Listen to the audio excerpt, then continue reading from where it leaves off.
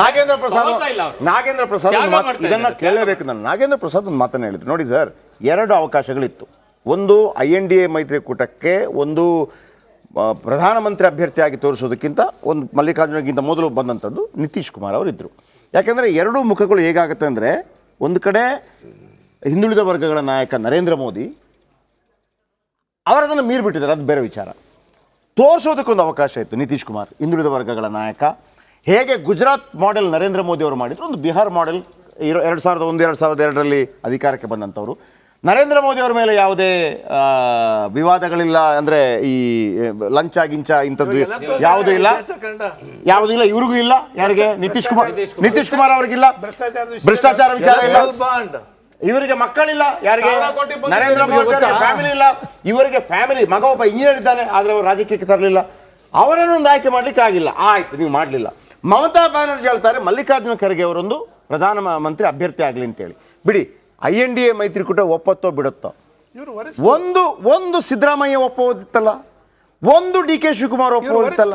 ಅವರ ಮಾತನ್ನ ರಾಹುಲ್ ಗಾಂಧಿ ಹತ್ರ ಕೇಳಿದಾಗ ಯಾಕಾಗಬಾರ್ದು ಅಂತ ಒಂದು ಮಾತು ಬರಲಿಲ್ಲ. ಸೋನಿಯಾ ಗಾಂಧಿ ಒಂದು ಮಾತು ಬರಲಿಲ್ಲ.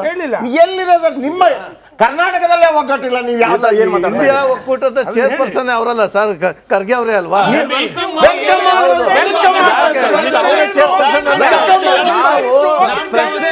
ಇಲ್ಲ, ಈ ದೇಶದಲ್ಲಿ ಒಬ್ಬ ದಲಿತರನ್ನ AICC ಅಧ್ಯಕ್ಷರನ್ನ ಮಾಡಿದ್ದೀವಿ. ಅದೇ ಬಂಗಾರ ಲಕ್ಷ್ಮಣ ಯಾವ ರೀತಿ ಮಾಡಿದ್ರು? ಬಂಗಾರ ಲಕ್ಷ್ಮಣ ಯಾವ ರೀತಿ ಮಾಡಿದ್ರು? ಬಂಗಾರ ಲಕ್ಷ್ಮಣ್ ಮತ್ತು ಮಲ್ಲಿಕಾರ್ಜುನ ಖರ್ಗೆ ಏನು ಹೋಲಿಕೆ ಮಾಡ್ತೀರಾ ನೀವು? ಈಗ ನಾನು ಹೇಳ್ತಾ ಇರೋದು, ಈಗ ನಾನು ಹೇಳ್ತಾ ಇರೋದು, ಇಂಡಿಯಾ ಒಕ್ಕೂಟದ ಚೇರ್ಪರ್ಸನ್ ಬಂಗಾರ ಲಕ್ಷ್ಮಣ್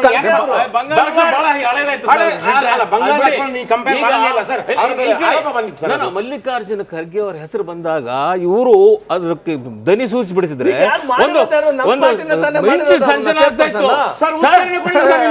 ಒಬ್ಬ ದಲಿತರನ್ನ ಇಂಡಿಯಾ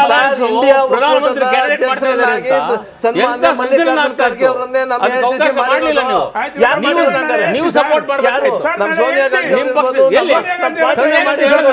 ಸೋನಿಯಾ ಗಾಂಧಿ ಮಲ್ಲಿಕಾರ್ಜುನ ಖರ್ಗೆ ಒಂದು ಒಕ್ಕೂಟ ಅಂತಂದ್ಮೇಲೆ ಅದು ಎಲ್ಲರದ್ದು ಡಿಸೈಡ್ ಮಾಡ್ತಾರೆ, ಅವ್ರು ಹೇಳಿದ್ದಾರೆ. ಜಯಪ್ರಕಾಶ್ ಇನ್ನೊಂದು ಪ್ರಶ್ನೆ ಅವ್ರಿಗಿದೆ, ದಯಮಾಡಿ ಯಾವ ಒಂದು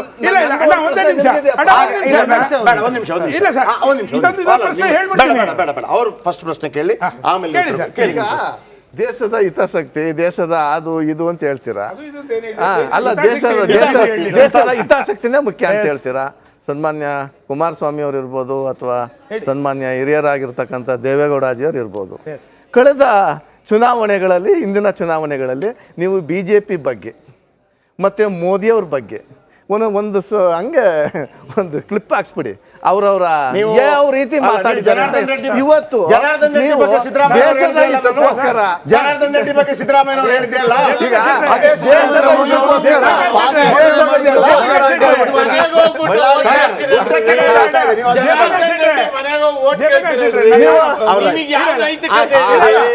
ಸಿದ್ದರಾಮಯ್ಯನವ್ರು ಏನೇನ್ ಬೈದಿದ್ರಿ ಕಾಂಗ್ರೆಸ್ಗೆ, ಹೋಗ್ಬಿಟ್ಟು ಅಲ್ಲೇ ಹೋಗಿ CM ಆಗ್ಲಿಲ್ವೇನ್ರಿ? CM ಇಬ್ರಾಹಿಂ ಏನೇನ್ ಬೈದಿರಿ? ಈ ರಾಜಕೀಯದಲ್ಲಿ ಆ ಪಾರ್ಟಿ ಈ ಪಾರ್ಟಿ ಒಂದು ಒಳ್ಳೆ ಜೋಕ್ ಇದೆ ಇವತ್ತು, ಜೋಕ್ ಆಫ್ ದ ಡೇ. ಯಾವ ಸನ್ಮಾನ್ಯ ಸಿದ್ದರಾಮಯ್ಯ ಅವರಿದ್ರು, ಅವ್ರ ಇತಿಹಾಸ ಬಂದಿರೋದೇ ಜಾತ್ಯತೀತ ಜನತಾದಳದಿಂದ. ಇವರೇ ಈ ವೇದಿಕೆಯಲ್ಲಿ ಕೂತ್ಕೊಂಡು ಕಾಂಗ್ರೆಸ್ನ BJPನ ಏಕವಚನದಲ್ಲಿ ಮಾತಾಡಿರ್ತಕ್ಕಂಥ ಇವತ್ತು ವಹಿಸ್ಕೊತಾ ಇದ್ದೀರಾ. ಇದಕ್ಕಿಂತ ಜೋಕ್ ಬೇಕಾ ಸರ್? ದಯಮಾಡಿ ಒಂದು ನಿಮಿಷ.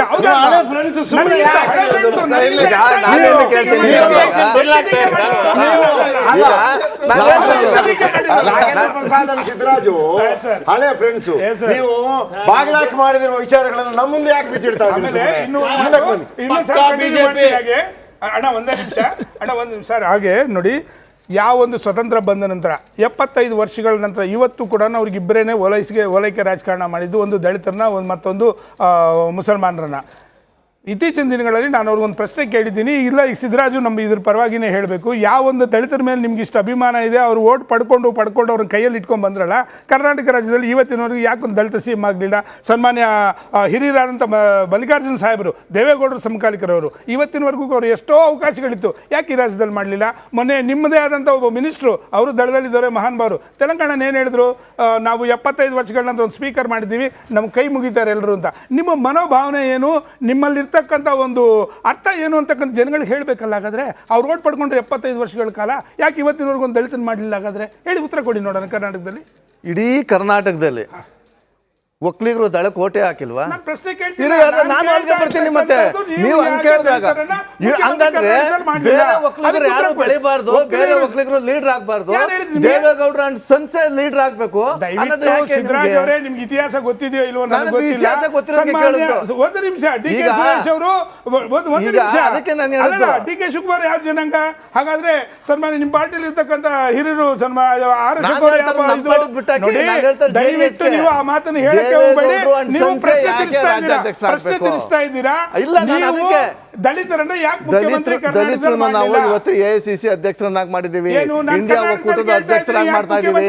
ನಾನು ಹೇಳ್ತಾ ಕರ್ನಾಟಕದಲ್ಲಿ ಯಾಕೆ ದೇವೇಗೌಡರು ಅಂಡ್ ಮಕ್ಕಳೇ ಅಧ್ಯಕ್ಷರಾಗಬೇಕು JDS ಪಾರ್ಟಿಗೆ? ಬೇರೆ ಒಕ್ಕಲಿಗರಿಗೆ ತಾಕತ್ತಿಲ್ವಾ? ಬೇರೆ ಒಕ್ಕಲಿಗರಿಗೆ ತಾಕತ್ತಿಲ್ವಾ? ಸಿದ್ದರಾಜ್ ಅವರು, ನೀವು ದಲಿತ ಮುಖಂಡನ ಕರ್ಕೊಂಡೋಗಿ AICC ಅಧ್ಯಕ್ಷರನ್ನು ಮಾಡಿದಿರಿ ಅಂತ ಹೇಳಿದ್ರಿ. ಇಲ್ಲಿ ಏನಾದ್ರು ಈ ಕಡೆ DCM ಪರವಾಗಿ ಎಲ್ಲಾದ್ರೂ CM ಕೂಗು ಕೇಳಿ ಬಂತು ಅಂತಾರೆ, ಒಂದಷ್ಟು ಜನ ಬಂದ್ಬಿಟ್ಟು ದಲಿತ CM ಆಗ್ಬೇಕು ಅಂತೇಳಿ ಕೂಗು ಕೇಳಿ ಬರ್ತಲ್ಲ, ಯಾಕೆ ಮಾಡ್ತಿಲ್ಲ? ಹಾಗಿದ್ರೆ ಮುಂದೆ ಎಚ್ ಸಿ ಮಹದೇವಪ್ಪ CM ಆದ್ರೆ ಓಕೆನಾ? ಹೇಳ್ಬಿಡಿ ನನಗೆ. H C Mahadevappa, Parameshwar, Muniyappa CM ಆಗೋದ್ರೆ ಓಕೆನಾ?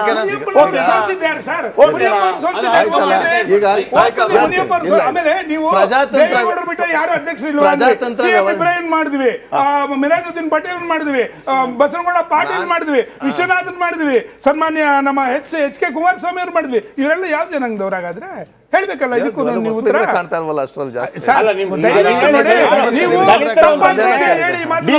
ಮಾತು ಹೇಳ್ಬಿಡಿ ಸರ್. ಡಿ ಕೆ ಶಿವಕುಮಾರ್ ಅವರ ಬದಲಿಗೆ ದಲಿತರನ್ನ ಮುಖ್ಯಮಂತ್ರಿ ಮಾಡೋಣ, ನೆಕ್ಸ್ಟ್ ಸಿದ್ದರಾಮಯ್ಯನವರ ಕಾಲಾವಧಿ ಅಂತ ಹೇಳ್ಬಿಡಿ ನೋಡೋಣ. ಈಗ ನೋಡಿ, ಪ್ರಜಾತಂತ್ರ ವ್ಯವಸ್ಥೆನಲ್ಲಿ ಪ್ರತಿಯೊಬ್ಬರಿಗೂ ಕೂಡ ಆಸೆ, ಆಕಾಂಕ್ಷೆ ಮತ್ತು ರಾಜಕೀಯ, ಯಾರು ಕೂಡ ರಾಜಕೀಯವಾಗಿ ಬಂದವರು ಸನ್ಯಾಸಿ ಆಗಬೇಕು ಅಂತೆಲ್ಲ ಯಾರು, ಎಲ್ರಿಗೂ ಕೂಡ ಮಂತ್ರಿ ಆದವ್ರಿಗೆ ಇನ್ನೊಂದು ಏನೋ ಡೆಪ್ಟಿ ಸಿ ಎಮ್ ಆದವ್ರಿಗೆ ಮುಖ್ಯಮಂತ್ರಿ ಏನೋ ಇರುತ್ತೆ. ಅದನ್ನು ನಮ್ಮ ಹೈಕಮಾಂಡ್ ಇರುತ್ತೆ, ಅವರ ಯೋಗ್ಯತೆಗಳು ಅದು ಇದೆಲ್ಲ ಚೆಕ್ ಮಾಡುತ್ತೆ.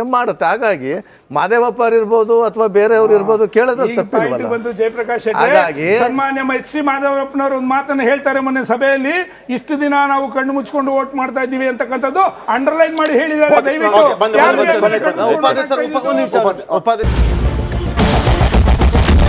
ಕ್ಯಾಪ್ಟನ್ ಅರ್ಜುನ್ ಕೊಂದಿದ್ದು ಯಾರು? ಅವ್ರ ನರೇಟಿವ್ ಎಲ್ಲಿ ತಂದಿಟ್ಟಿದ್ದಾರೆ ಅಂತಂದ್ರೆ ಸಂಪತ್ತನ್ನ ಹಂಚಿಬಿಡೋದು ಅಂತ. ಇದು ಸ್ಟುಡಿಯೋ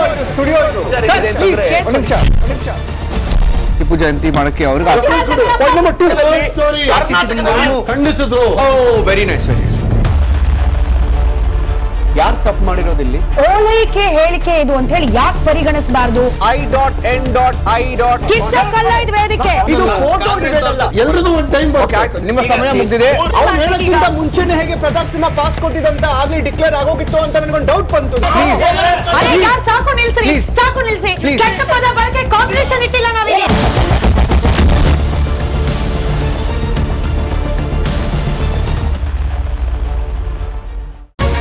ರಿಪಬ್ಲಿಕ್ ವರ್ಡ್ ಆಪ್ ಇದು ಕೇವಲ ಅಪ್ಲಿಕೇಶನ್ ಅಲ್ಲ, ಸಮಗ್ರ ಸುದ್ದಿಗಳ ಸಂಪರ್ಕ ಮಾರ್ಗಕ್ಕೆ ಕ್ರಾಂತಿಕಾರಿ ಬದಲಾವಣೆ. ರಿಪಬ್ಲಿಕ್ ವರ್ಡ್ ಆಪ್ ಕೇವಲ ಸುದ್ದಿ ಅಪ್ಲಿಕೇಶನ್ ಪರಿಚಯಿಸ್ತಾ ಇಲ್ಲ, ಬದಲಾಗಿ ಡಿಜಿಟಲ್ ಸುದ್ದಿ ಬಳಕೆಯ ಹೊಸ ಯುಗಕ್ಕೆ ನಾಂದಿ ಹಾಡ್ತಾ ಇದೆ. ಇದೊಂದು ಬ್ರೇಕಿಂಗ್ ನ್ಯೂಸ್, ಪ್ರಭಾವಶಾಲಿ ಕಾರ್ಯಕ್ರಮಗಳಿಗೆ ಗಟ್ಟಿಯಾದ ನ್ಯೂಸ್. ಇಲ್ಲಿ ಕೇವಲ ತಾಜಾ ಸುದ್ದಿ, ಅದರ ನೇರ ಪ್ರಸಾರ ಮತ್ತು ಚರ್ಚೆಗಳಿಗೆ ಮಾತ್ರ ಅವಕಾಶ. ರಿಪಬ್ಲಿಕ್ ವರ್ಲ್ಡ್ ಆ್ಯಪ್ ಡೌನ್ಲೋಡ್ ಮಾಡಿಕೊಳ್ಳಿ. ಗೂಗಲ್ ಪ್ಲೇಸ್ಟೋರ್ ಮತ್ತು ಆಪಲ್ ಆ್ಯಪ್ ಸ್ಟೋರ್ನಲ್ಲಿ ಲಭ್ಯವಿದೆ.